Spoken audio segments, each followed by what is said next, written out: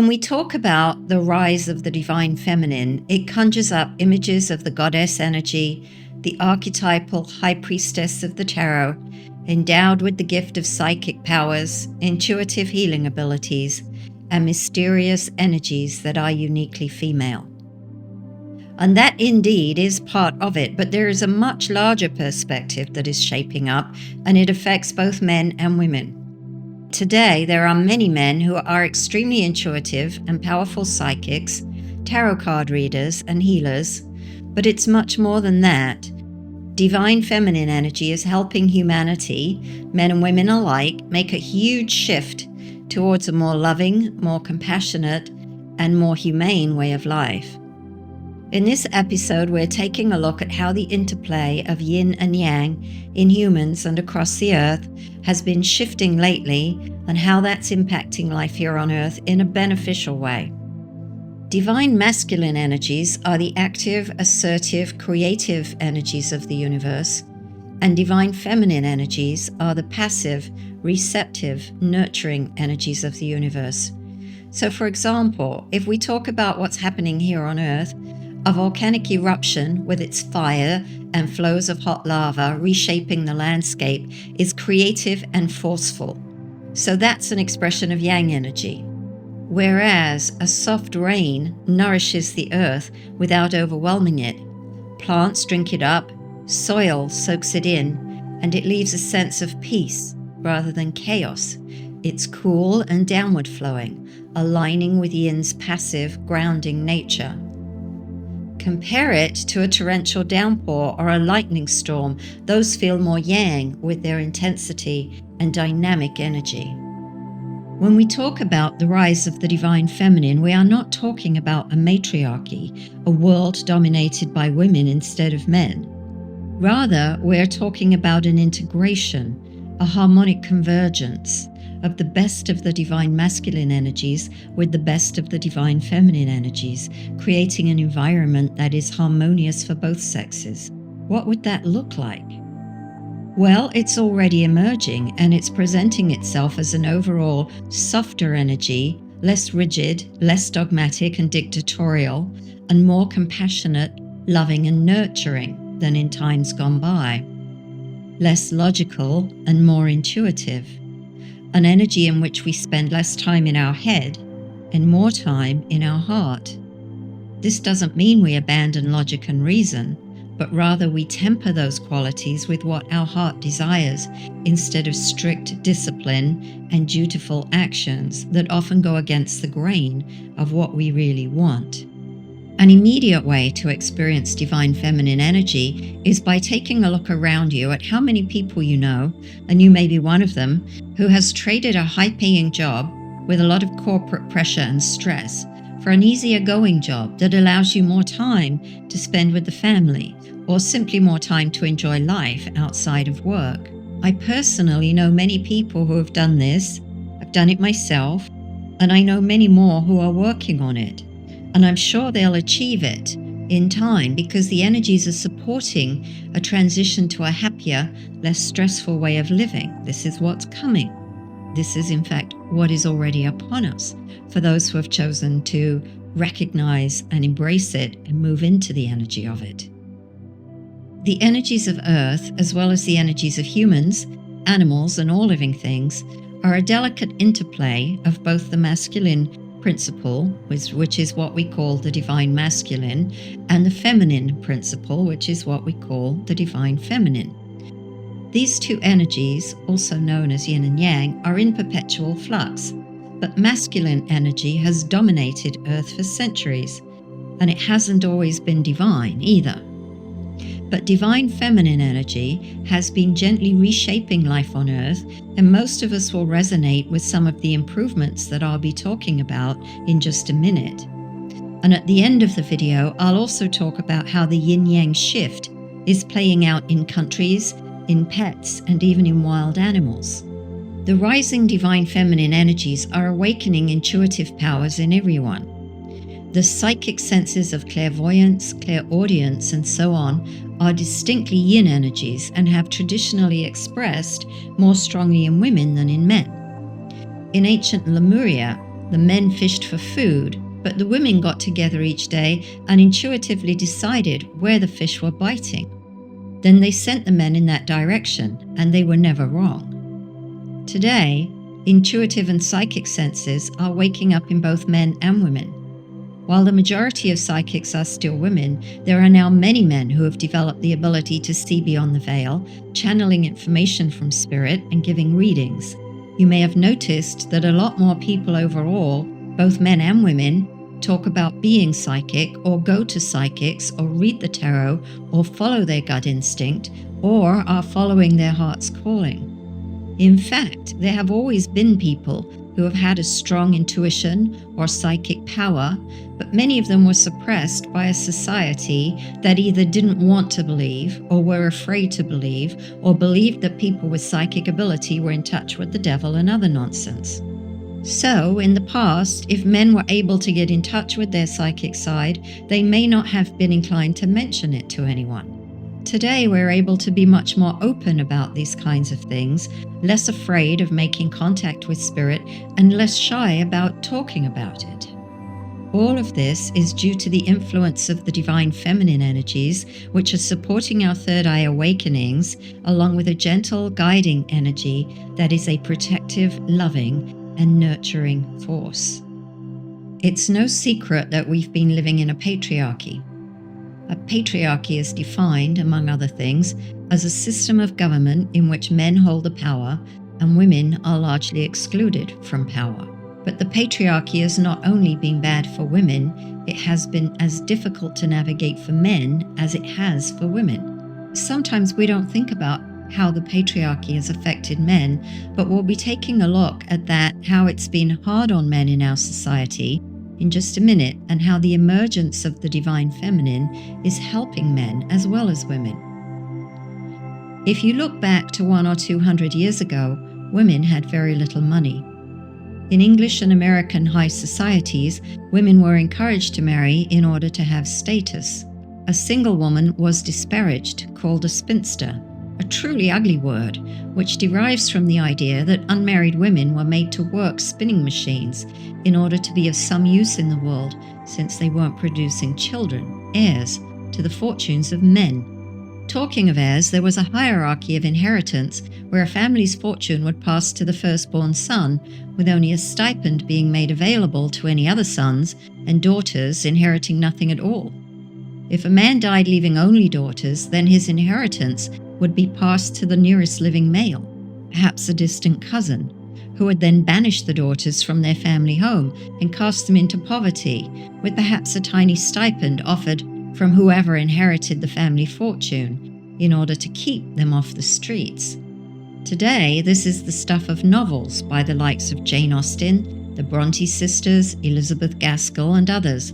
But back when these novels were being written, it was reality sure enough, and it hit home hard for many women. Also, many men who were not the firstborn men. And it meant that making a suitable marriage became more important to many women than finding love.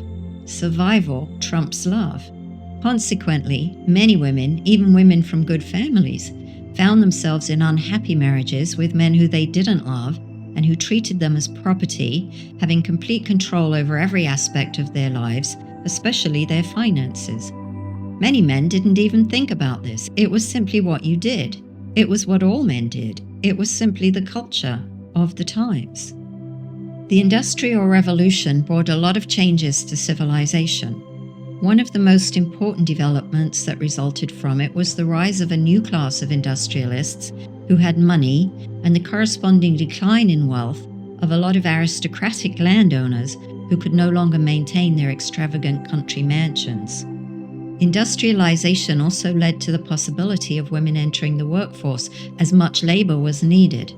During the First and Second World Wars, in countries like Britain and America, a generation of men was depleted, and for the very first time, women were able to enter the workforce with impunity, taking positions traditionally held by men.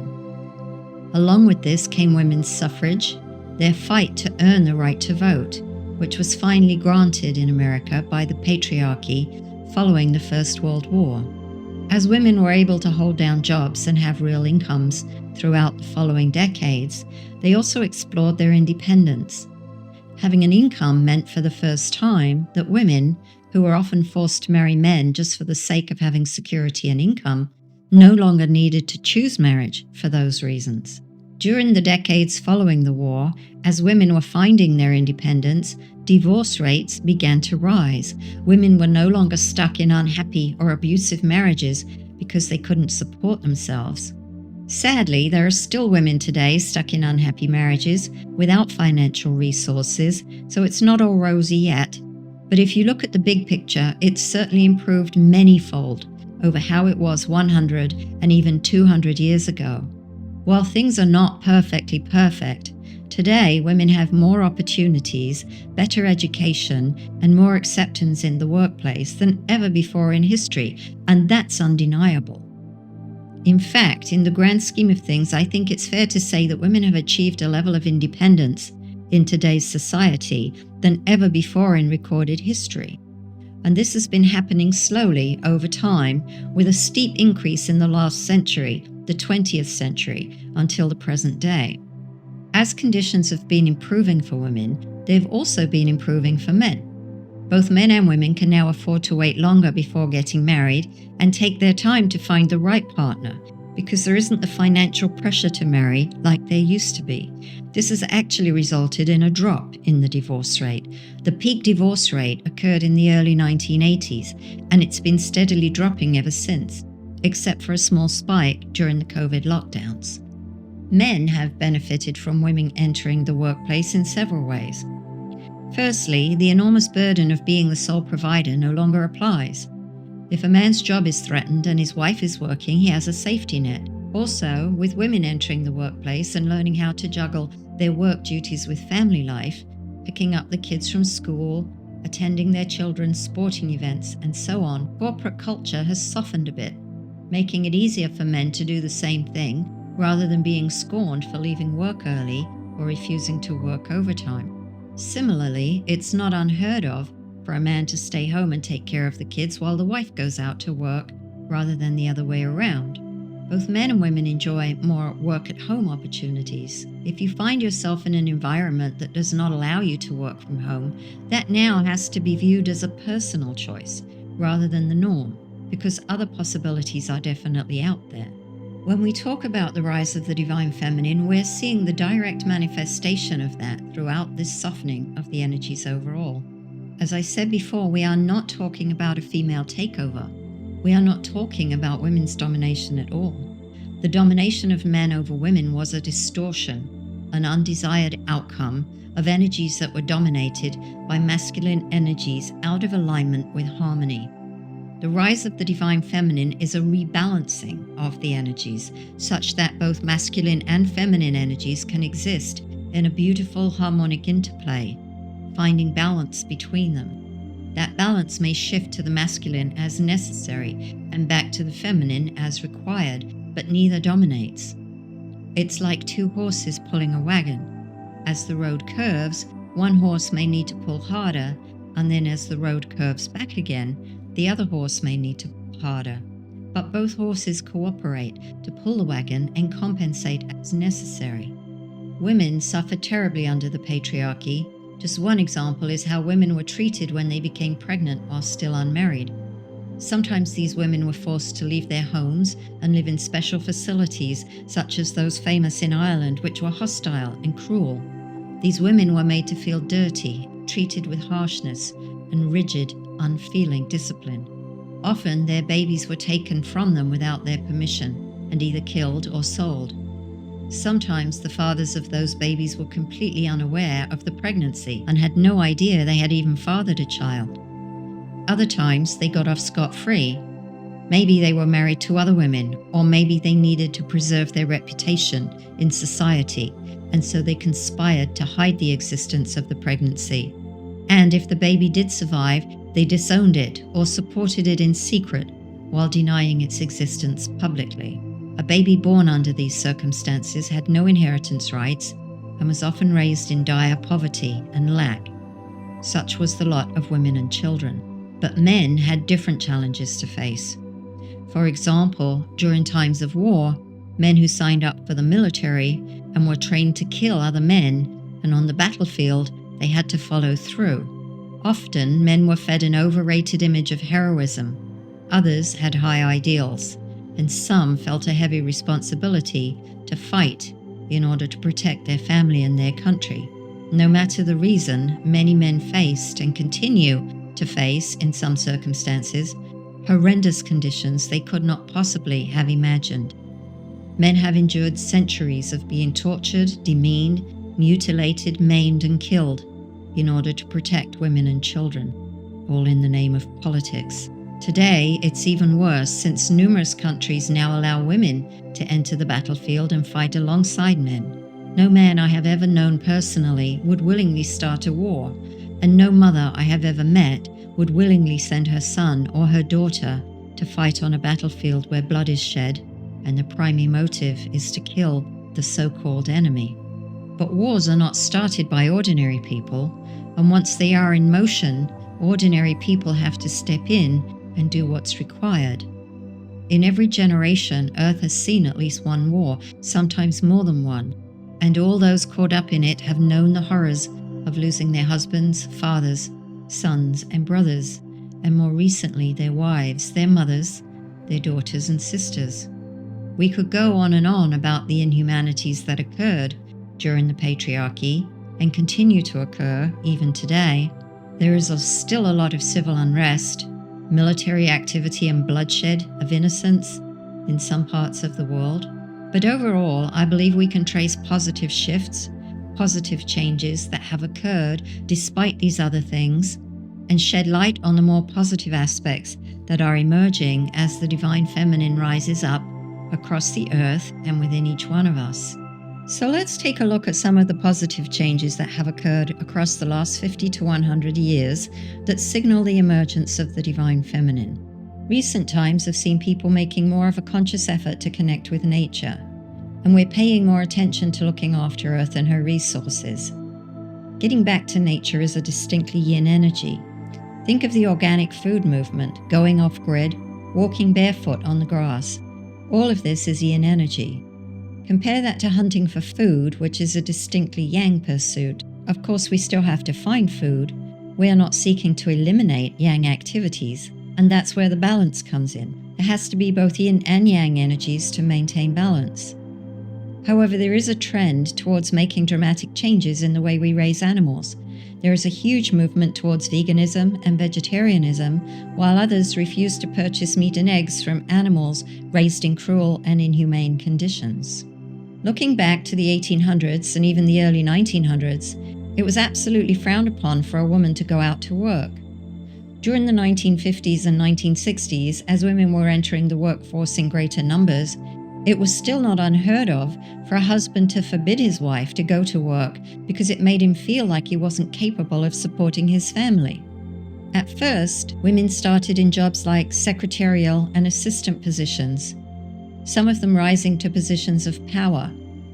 In those days, some women felt like they had to make a choice between a career and a family, and that you couldn't have both. Today, there are women in politics, finance, engineering, the military, and other traditionally male-dominated professions, and their husbands are not only grateful for the extra income, but also even expect a woman to pay her fair share of the bills today. It's not that women want to go out to work and get on with the daily grind, so much as they needed the freedom to do so without resistance from the male population.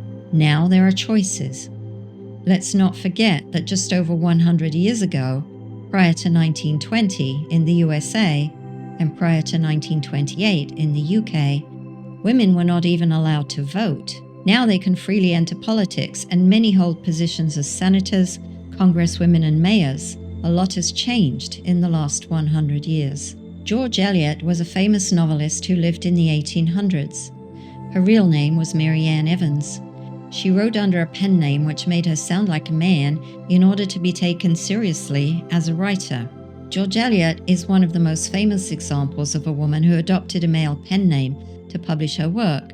There are several other notable authors who did the same, often to navigate societal expectations, gain credibility, or appeal to a broader audience in times when female writers face significant prejudice.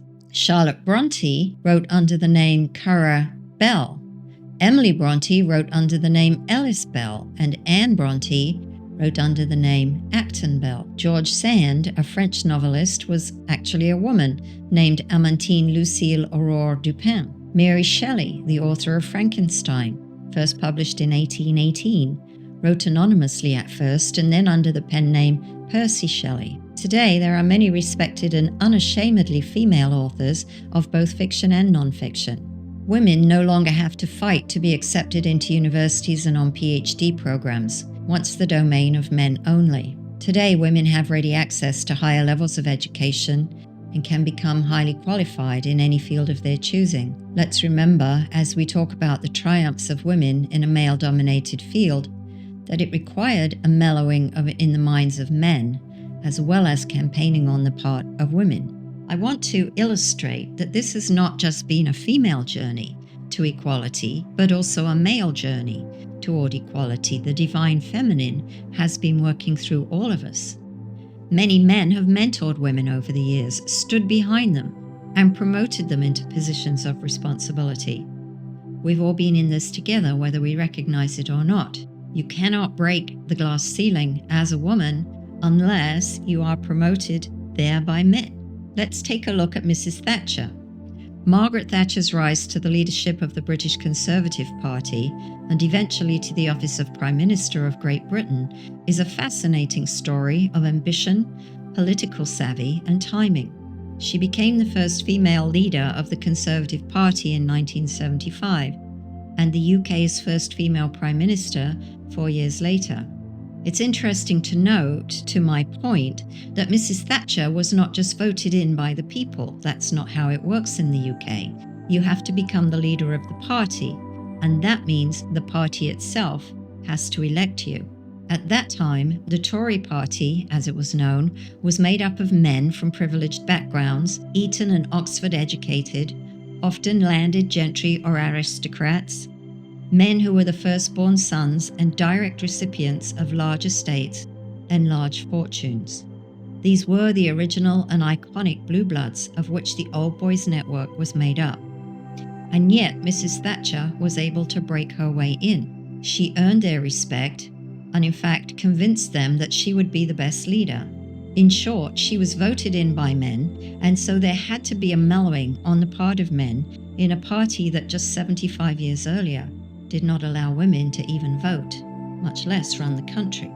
When we look at these dates, it's incredible how far we've actually grown spiritually as a society over the last 100 years, and this is the influence of the divine feminine working in all of us. The workplace dilemma goes both ways. It's not just about women entering male-dominated professions, but also about men entering female-dominated professions.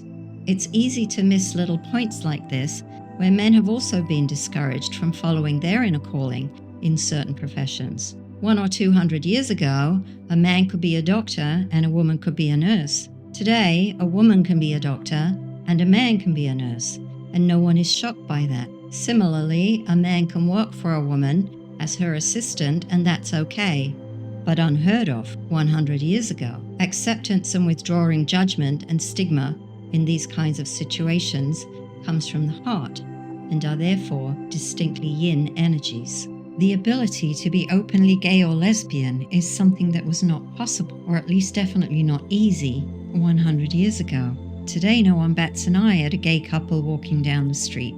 No one whispers behind their hands or ostracizes anyone for that. Parenting is now more of a shared value. A couple of centuries ago, fathers were pretty much hands-off raising their children, in large part because they were required to work such long hours, coming home after dark and after the children had gone to bed, but also because it simply wasn't expected. In richer families, even mothers delegated their motherly duty to nannies and governesses, but nowadays parenting is a shared task, even in divorced families where fathers request equal time with their children and take fatherhood seriously, even if it means working fewer hours.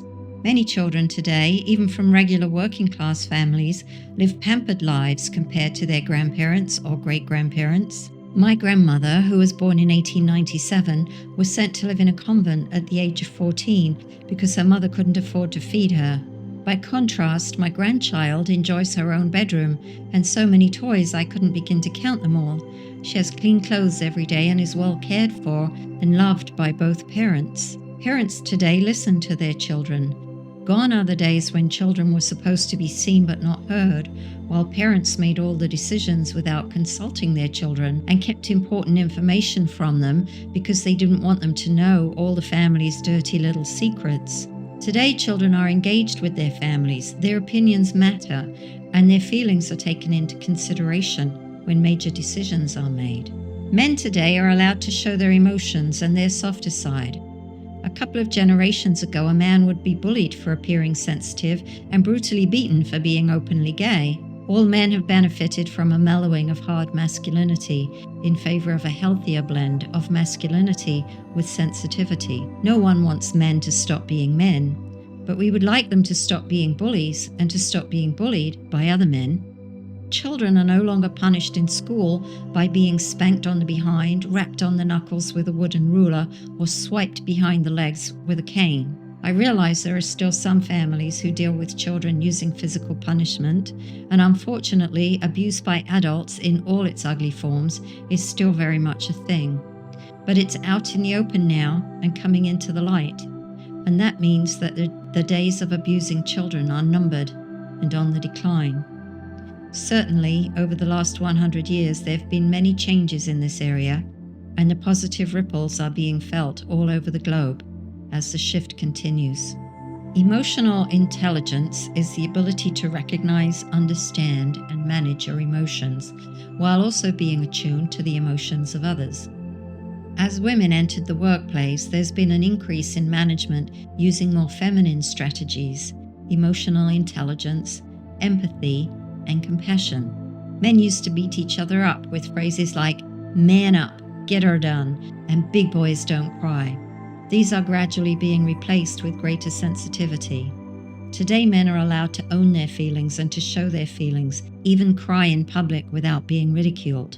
If men build the world and women build relationships, then as women are permeating all aspects of the corporate world and the government, they are bringing new social skills that men were lacking. The ability to find compromises, to seek understanding and explanation rather than dictatorial approaches. Women want people to understand why they are being told to do something, whereas men traditionally just wanted to be obeyed. As a result, the workplace is becoming a happier place. People are more motivated, and it's less of a grind than it used to be. If this doesn't feel real to you, just look back to the Industrial Revolution and the cotton mills of the 1800s. Children, often orphans or abandoned by their parents in workhouses, were put to work in the cotton mills because they had small fingers and could bob and weave among the machinery in action.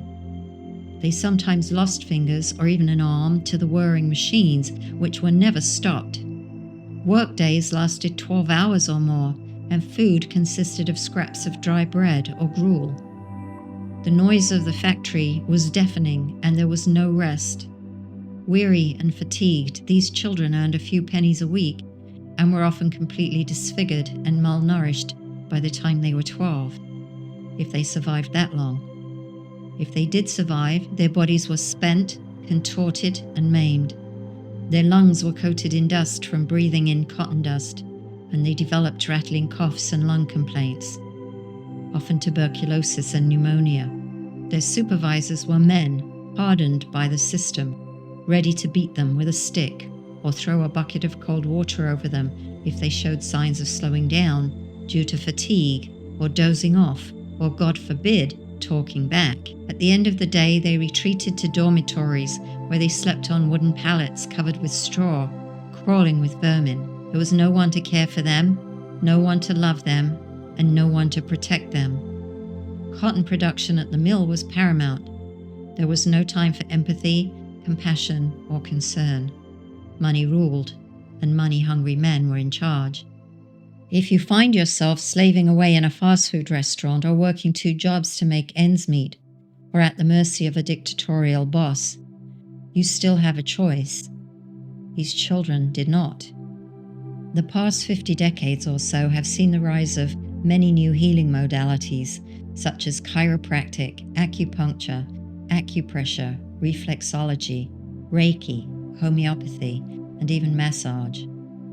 All of these modalities have been gaining traction since the 1970s or so.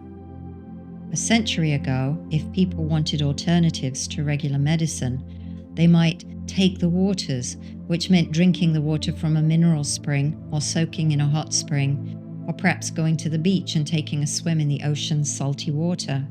These days, there are many alternatives to traditional medicine that include natural energy healing and the use of natural remedies rather than drugs and chemicals.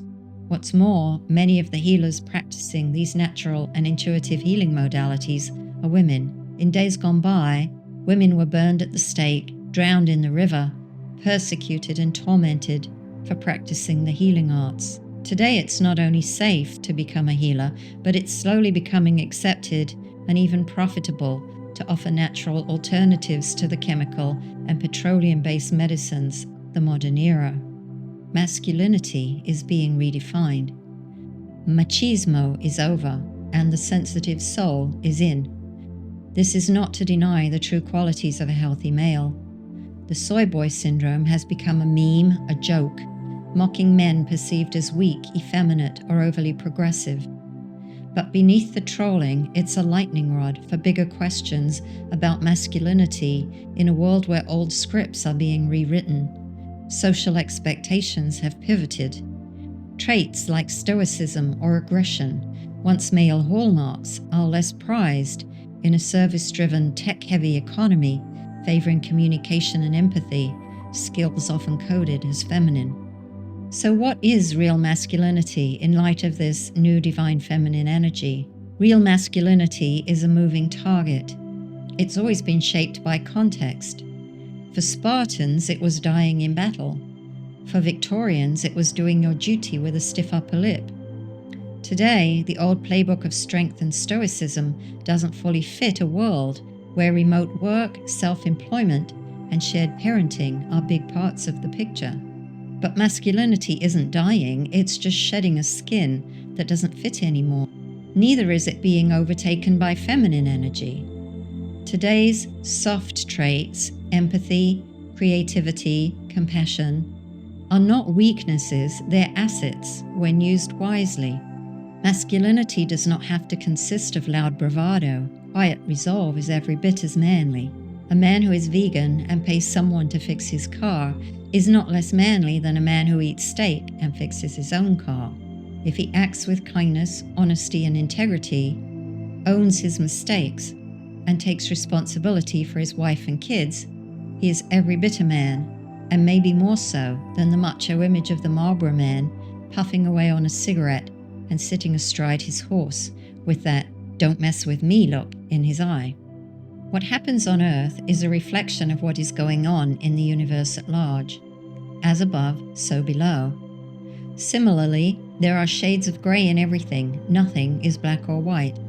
The Hermetic principle of polarity states that everything is on a spectrum. There is one end of the spectrum and the opposite end of that, and then there is everything in between. It's no surprise then that humans are questioning gender and exploring the issue of gender from every possible angle. There are entire soul groups now working this question through physical incarnations that are exploring transgenderism, homosexuality, gender non-binary, and other alternative perspectives on the traditional two-gender system. In order to understand an issue, one must look at it from every possible angle. This is what our soul groups are now doing. What will be exciting to discover will be the conclusions that we draw several generations from now through this period of discovery and experimentation. I wonder what we're learning, what we will keep, and what we will reject from these experiences. What repercussions will they be on our children and on their children, who always swing in another direction away from the trends of their parents? And what new perspectives will we take with us into our future? Animals are also exploring their softer side. If you watch videos of pets and children, you will see that pets are becoming very nurturing and protective of small children. There are countless stories on the internet of animal mothers raising offspring from another species, such as dogs looking after chickens, chickens looking after ducks, cats looking after rabbits, and so on. And what is happening to birds? Have you noticed how many owls and ravens are befriending humans and their pets? There is a general softening all around. Species that in prior centuries would not cohabit are all able to live peacefully together. There was a time not so long ago that no one would have left a dog or a cat and a bird to be cage-free together in the same house, for fear the dog or cat would attack the bird. But nowadays you see videos like this on the internet all the time. Now, wild animals have to eat, and some wild animals naturally prey on others, so it wouldn't be realistic to expect a hungry lion not to chase a zebra in the wild. Lions are meat eaters and they still have to eat.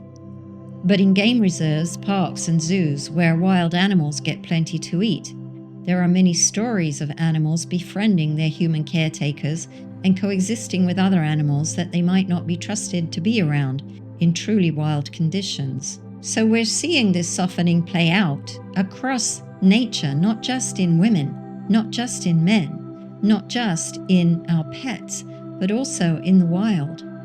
And this brings us to the yin-yang balance of Gaia herself. The northern hemisphere embodies the yang energy of the earth, and the southern hemisphere embodies the yin. Historically, the balance of power has been centered in the northern hemisphere.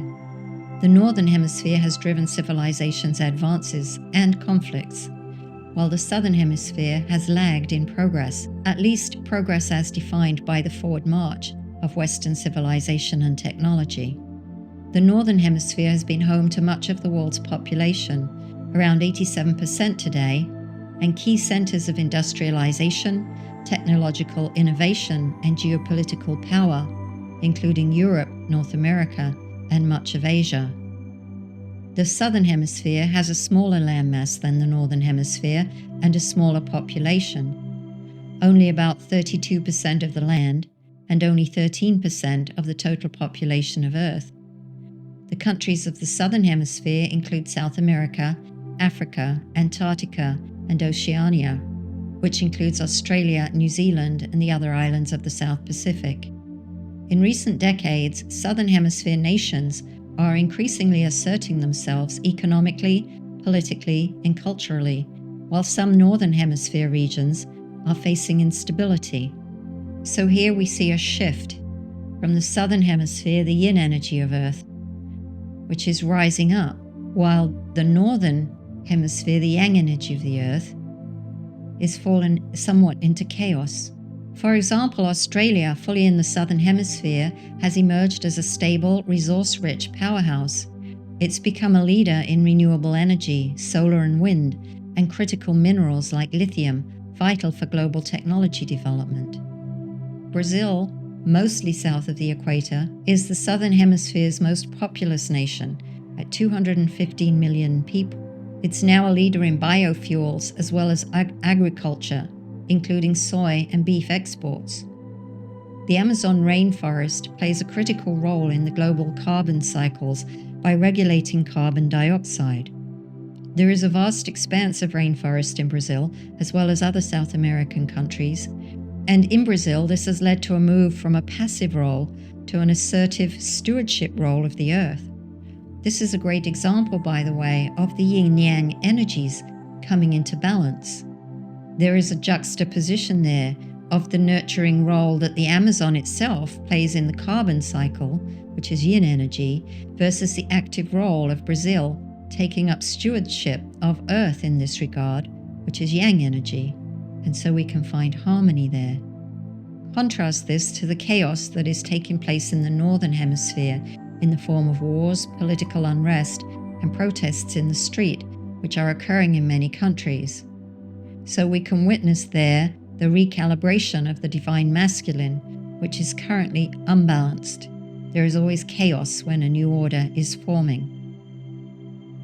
South Africa is entirely in the southern hemisphere. Cape Town, the legislative capital of South Africa, has a buzzing startup scene, which is not only playing a significant role in renewable energy, but is also showing signs of outpacing progress in the northern hemisphere. Countries like Peru, Ecuador, and Chile are beginning to thrive as tourism to the region increases and by exporting fruits and vegetables to the north that are not otherwise available in the wintertime. Meanwhile, in the Northern Hemisphere, war continues to rage in several regions, societies overwhelmed by the migration crisis both across Europe and North America, and there continues to be social unrest, uprisings, political chaos in multiple countries throughout the Northern Hemisphere. There are shortages of essential supplies like food and energy, straining the economies of many countries, and against this backdrop, natural disasters, wildfires, flooding, earthquakes, volcanic activity, tsunamis are all threatening the stability not just of the economies of these countries, but of the very life and land upon which they are built. The integrated or balanced energies of divine feminine and divine masculine together make up the universal life force. The yang energy of God is the creative spark, the omnipotent force that made it all, while the yin energy is the Christ consciousness, the Holy Spirit of God, the essence of unconditional love. Humans are on a path to enlightenment, and those who have woken up spiritually realize that is the meaning of life, the inevitable journey of the soul towards the light, towards unity consciousness. The integration of yin and yang within each soul is an essential and inevitable part of this journey, and so we find ourselves on a good track. All is happening the way it is supposed to, and society is moving in the right direction. The energies of divine feminine and divine masculine are forces, much greater than anything that we can possibly imagine. They are the dynamic forces of the cosmos and beyond anything that we can control or manipulate as humans. As our solar system continues to spiral outwards into new regions of space, the fluctuating forces of cosmic rays have created the changes that are now being experienced by us, by our animals, and by Earth herself. While it may seem chaotic on the surface and in the heat of the moment, the energies are taking us where we need to be. So stay positive, my friends, and remember, you are the light. Together we are the great light rising.